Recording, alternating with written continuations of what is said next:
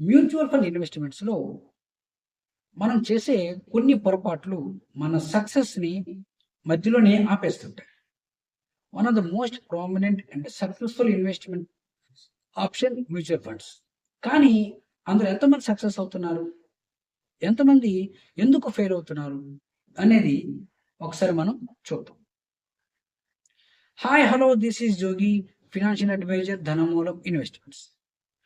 Mutual fund investments మనందరికీ తెలిసిన ఈ ప్రెజెంట్ బాగా ట్రెండింగ్‌లో ఉన్న మోస్ట్ సక్సెస్‌ఫుల్ ఫార్ములా. బట్ ఈ ఇన్వెస్ట్మెంట్స్ ఈ మ్యూచువల్ ఫండ్స్‌లో చేస్తూ చాలామంది ఆ సక్సెస్‌ని పూర్తిగా పొందలేకపోతున్నారు. మధ్యలోనే మిడిల్ డ్రాప్ అవుతున్నారు. లేదంటే ఏదో కారణం చెప్పి ఆ సిప్‌ని కంటిన్యూ చేయట్లేదు. దీనికి కారణాలేంటి? బట్ ఇక్కడ ఇన్వెస్ట్మెంట్స్‌లో మనం ఫాలో అవ్వాల్సిన కొన్ని టెక్నిక్స్ ఏంటి? మనం చేసే మిస్టేక్స్‌ని ఎలా ఓవర్‌కమ్ చేయాలి అనేది ఒకసారి మనం మాట్లాడదాం. టెక్నిక్స్ అంటే మ్యూచువల్ ఫండ్స్‌లో మనం ఏదైతే బ్యాంక్ నుంచి మ్యాండేట్ తీసుకొని ఒక పర్టిక్యులర్ డేట్‌లో బ్యాంక్ అకౌంట్ నుంచి మ్యూచువల్ ఫండ్‌కి సిప్ కట్ అవుతుందో ఆ డేట్‌లో మనం అమౌంట్ అనేది మస్ట్‌గా మెయింటైన్ చేయాలి. ఒకవేళ అలా మెయింటైన్ చేయకపోయినట్లయితే బ్యాంక్ అనేది మనకి పెనాల్టీ ఏస్తది. అంటే సిప్ అమౌంట్‌లో నియర్లీ 25% అనేది మన దగ్గర నుంచి చార్జెస్ వసూలు చేస్తుంది. కానీ ఫండ్ హౌస్ మాత్రం మనకి ఎటువంటి చార్జెస్ వేయరు. ఒకవేళ మనం అలా స్కిప్ చేసినట్లయితే అప్పుడు మనం మాన్యువల్‌గా మన సిప్‌కి ఆ అమౌంట్‌ని మనం యాడ్ చేసుకోవచ్చు. వితిన్ 1 ఆర్ 2 డేస్ గాని, 1 వీక్‌లో గాని మనం యాడ్ చేసుకున్నట్లయితే మన సిప్ అనేది కంటిన్యూ అవుతూ ఉంటుంది. రెండవ టెక్నిక్, మనం ఎప్పుడైనా మన దగ్గర డబ్బులు ఈ మంత్ ఎక్స్‌పెన్సెస్ పోగా కొంత అమౌంట్ మిగిలినట్లయితే ఈ అమౌంట్‌ని మనం మ్యూచువల్ ఫండ్‌కి యాడ్ చేసుకోవచ్చు. ఇన్వెస్ట్ మోర్ అనే ఆప్షన్‌లోకెళ్ళి అక్కడి నుంచి మనం ఎంతైతే అంత అమౌంట్‌ని యాడ్ చేసుకోవడం వల్ల మన ఫండ్ వాల్యూ పెరుగుతుంది. దీనికి ఎటువంటి చార్జెస్ ఉండవు. ఇంకొక టెక్నిక్ ఏంటంటే ఆహ్, స్టెప్ అప్ ఆప్షన్. అంటే మనం ఎవ్రీ ఇయర్ ఒకేలా కాకుండా ఇయర్ మనం మన ఇన్వెస్ట్‌మెంట్ అమౌంట్‌ని పెంచుకోవచ్చు. అంటే ఈ ఇయర్ మనం ఒక 5,000 ఇన్వెస్ట్ చేస్తే నెక్స్ట్ ఇయర్ ఇంకొక 1000 యాడ్ చేసుకొని 6,000, ఆ నెక్స్ట్ ఇయర్ ఇంకొక 1000 యాడ్ చేసుకొని 7,000, అలా మనం ఇన్వెస్ట్‌మెంట్ అమౌంట్‌ని పెంచుకోవచ్చు. దీన్ని స్టెప్ అప్ అంటాం. దీనివల్ల ఏమవుతుందంటే మనం రీచ్ అవ్వాల్సిన టార్గెట్ అనేది సగం టైం పీరియడ్‌లోనే రీచ్ అయ్యే అవకాశం ఉంటుంది. సో, దీన్ని ఉపయోగించుకోవడం అనేది సక్సెస్‌కి కొంచెం easiest and most successful formula. Next మనం చేసే ఆహ్, ఇంకొక ఇంకొక తప్పేంటంటే, చాలామంది కొంతకాలం ఇన్వెస్ట్ చేసిన తర్వాత సిప్‌ని ఆపేస్తారు. లేదా ఏదో ఫినాన్షియల్ ఆహ్, ఇబ్బందొచ్చో, లేదంటే ఆ ఫండ్ మీద కమిట్మెంట్ లేకనో సిప్‌ని ఆపేస్తారు. దానివల్ల ఏమవుతుందంటే, మన టార్గెట్ అనేది మనం అచీవ్ చేయడం కొంచెం కష్టమవుతుంది.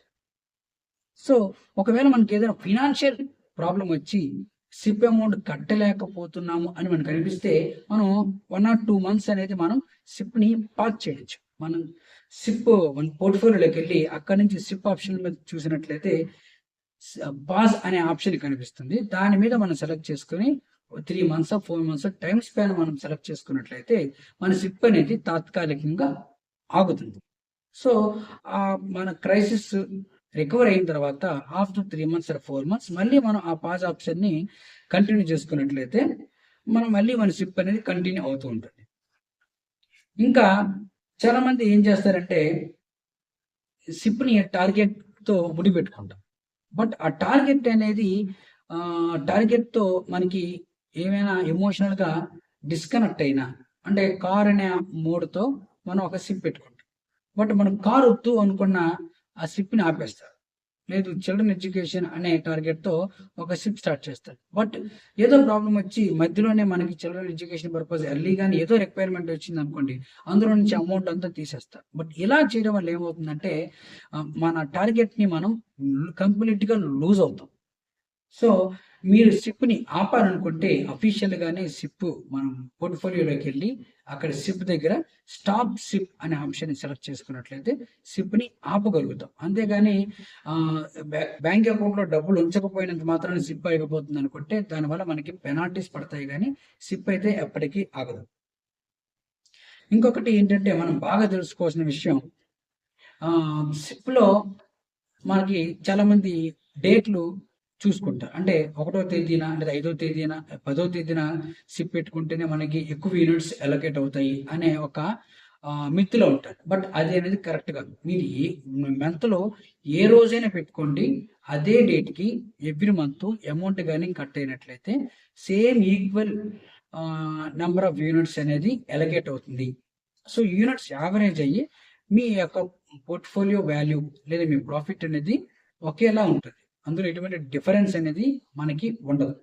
బట్ ఇంకొక మోస్ట్ ఇంపార్టెంట్ వాల్యూ అంటే one of the most powerful thing in mutual funds ఏంటంటే కన్సిస్టెన్సీ అండ్ పేషెన్స్.